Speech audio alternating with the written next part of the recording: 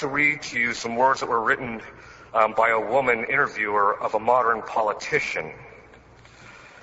The text, there are some minor things which are left out, but you'll get the gist. Our demands are practical conclusions which we have drawn from burning needs, the shameful humiliation of women, defenseless and without right. We demonstrate thereby that we recognize these needs and are sensible of the humiliation of the woman and the privileges of man. That we hate, yes, hate everything, and we will abolish everything which tortures or oppresses the woman worker, the housewife, the peasant woman. It wins us the confidence of the masses of women who feel themselves exploited, enslaved, and suppressed by the domination of man, by the power of the employer, and by the whole of society. Could there be a more damning proof of this than the calming acquiescence of men who see how women grow worn out in the petty, monotonous household work, their strength and time dissipated and wasted, their minds growing narrow and stale, their hearts beating slowly, their will weakened. The home life of the woman is a daily sacrifice to 1,000 unimportant trivialities. In law, there is naturally complete equity of rights for men and women. And everywhere there is evidence of a sincere wish to put this equality into practice. We are bringing women into the special economy, into legislation and government. All educational institutions are open to them so that they may increase their professional and social capabilities. That will mean freedom for the woman from the old household drudgeries and dependence on man. That enables her to exercise her full talents and her inclinations. The children are brought up under more favorable conditions than formerly. This sounds like a modern-day feminist, but in point and fact, it was Vladimir Lenin, the communist leader, interviewed by Clara Zetkin. And it is a fact that feminism, actually in its historical root in this country, actually has a direct connection to communism. You can read E. Michael Jones's book, Libido Dominandi, to see that. And they have something in common. They have the same trajectory. That is, to take children away from the proper formation which women give them in the household. Our Lady of Fatima said that Russia would spread her errors. And she did not merely refer to economic and political matters. It also refers to matters of the home. Women and men, for that matter, should quit looking to themselves and their disordered appetites for what will make them happy. And here we're thinking of the feminists. They must look to God.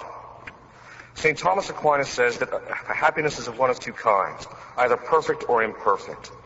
Perfect happiness is in heaven alone. Imperfect happiness is of two kinds.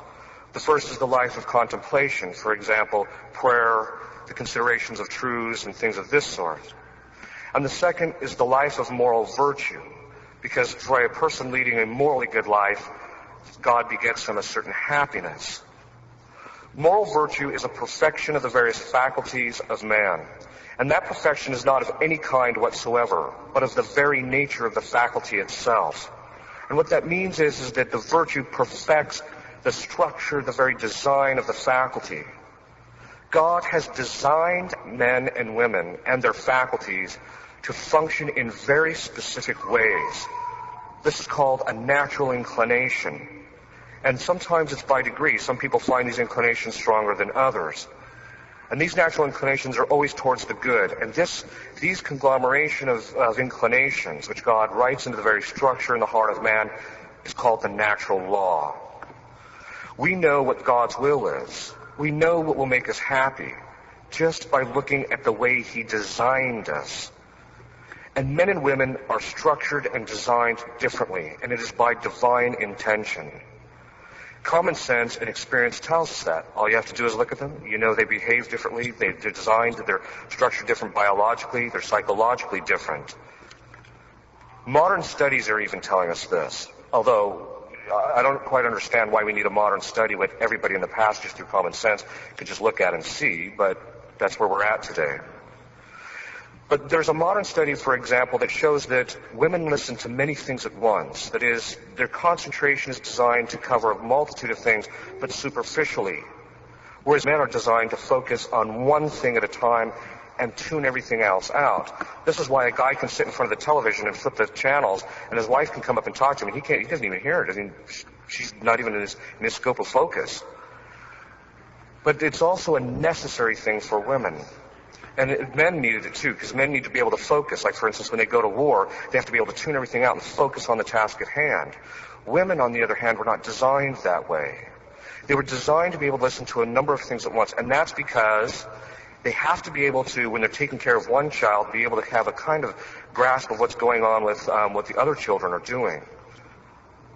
How men are structured and how women are structured is evident at the creation of Eve. Their fall and St. Paul's remedies, which he gives, we see there's a certain psychology built into it which deal with the particular defects that we all have. In the creation of Eve, as soon as God created Eve and presented her to Adam, Adam knew no other thing was like Eve. That is, he saw her immediately and recognized she had the same nature. And that's because of that same nature, she had the same dignity because of the same nature. Eve was presented by God to Adam, and therefore God gave Eve a natural inclination to be concerned about her appearance. It's not a disorder for women to be concerned about their appearance. It's a disorder when it becomes excessive. And it's also appropriate for women to do that because by worrying about their appearance and those things that stand around them, women are able to provide a home life and a disposition of the home life which is comfortable and pleasant to all of us. But it cannot go to excess. At the same time, God placed in Adam a natural inclination to accept his wife. It was Adam's place to judge her suitability. In other words, God presented Eve to Adam for his judgment.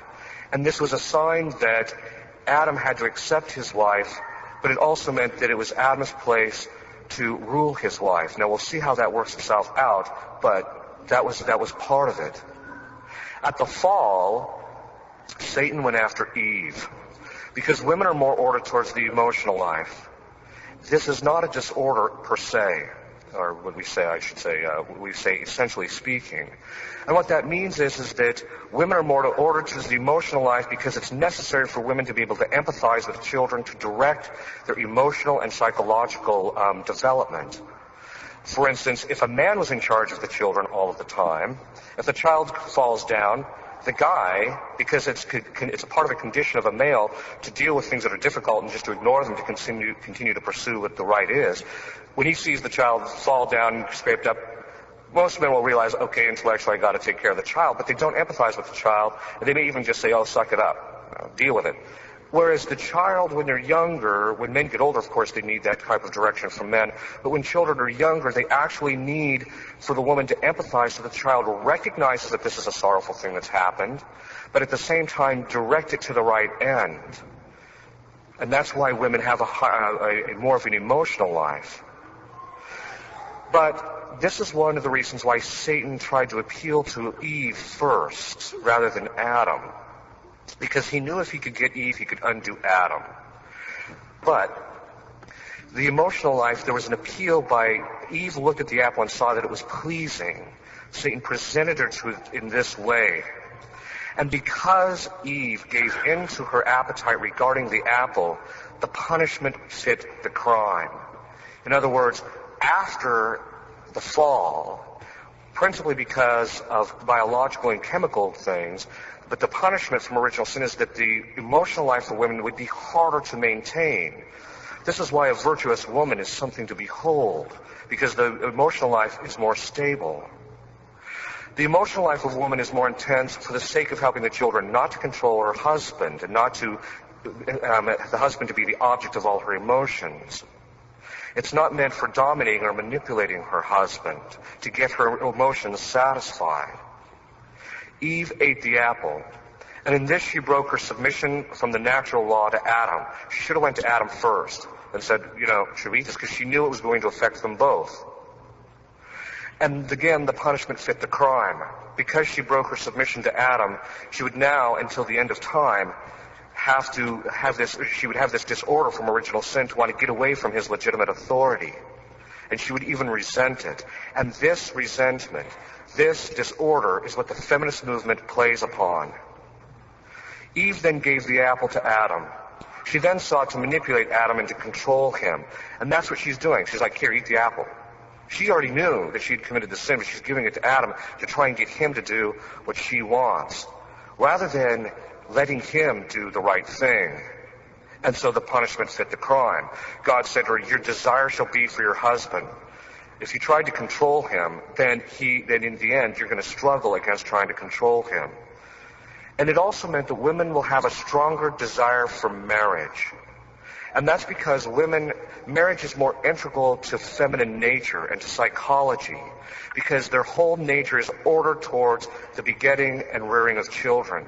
And so it's much more integrated into their psychology, whereas men aren't as ordered in that way. They're ordered to it somewhat to having children, but they're also ordered towards working and toiling and things of this sort.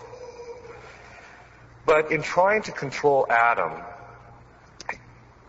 would resent Eve and become cold because he's trying to control him. And all the guy wants is peace. So very often you see men give into this temptation. All they want is peace. And so they'll let their wife do whatever they want, or they'll just do what their wife says, rather than tending to her real psychological needs. Adam accepts the apple, and the punishment fit the crime. Because Adam let his wife take the lead, forever he would be fighting to maintain his own authority. And also, he in the end, was effeminate. Why? St. Thomas defines effeminacy as an unwillingness to be separated from one's pleasures in order to pursue the arduous or difficult good. Adam was unwilling to turn away from the pleasures of having his wife in order to pursue the arduous good, which was to be faithful to God's command. And this is one of the biggest temptations of modern man today. That is, they just let women run roughshod over them because they don't want to fight the fight, because they don't want to engage what's arduous. It is this fact.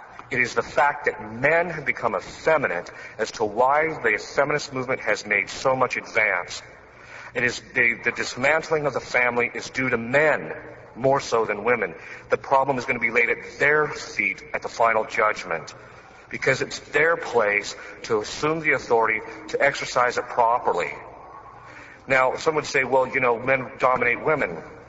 This is precisely why our Lord warns people with authority. If you don't use it as he intended, then you will have to stand before him and everyone else at the final judgment and make an accounting of it. He's going to be exacting a very heavy toll to men. For A, not assuming the authority if they don't assume it, and B, if they abuse it. And this authority that the man has over the household is not for his own benefit. Let's get that clear.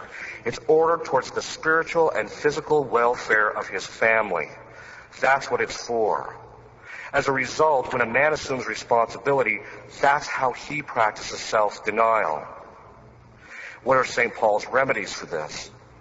St. Paul says that women must be submissive to their husbands. And this is a fulfillment of the divine precept. And it's a divine precept. God himself. Scripture is inspired. It's God telling us that women must be submissive to their husbands. Not because they should be subservient or treated poorly. Quite the contrary. They're submissive to their husbands in order to help him to have proper order in the family, and so that he can exercise his authority. There's a natural inclination in men that when they see that a woman wants to submit in a rightly ordered way, that he naturally will be inclined to govern her and the family for the sake of leading them to their proper end. Because women are more affected by the emotional life, and again, this emotional life is a perfection, not the defect, the excess, but the perfection of helping children through the emotional life. But when it goes to excess, it's because of that is one of the reasons why God put men over the head of their house. Now, that doesn't mean that some men are more emotional than women. It just means that by structure, God designed men for one thing and women for another. If men are acting that way, that means that they're not acting like men. To fulfill the natural law, this submission is a natural inclination in women. They're not going to be happy. They will not be virtuous until they submit. It's that simple. The appetite to dominate their husband comes from original sin. It's a disorder.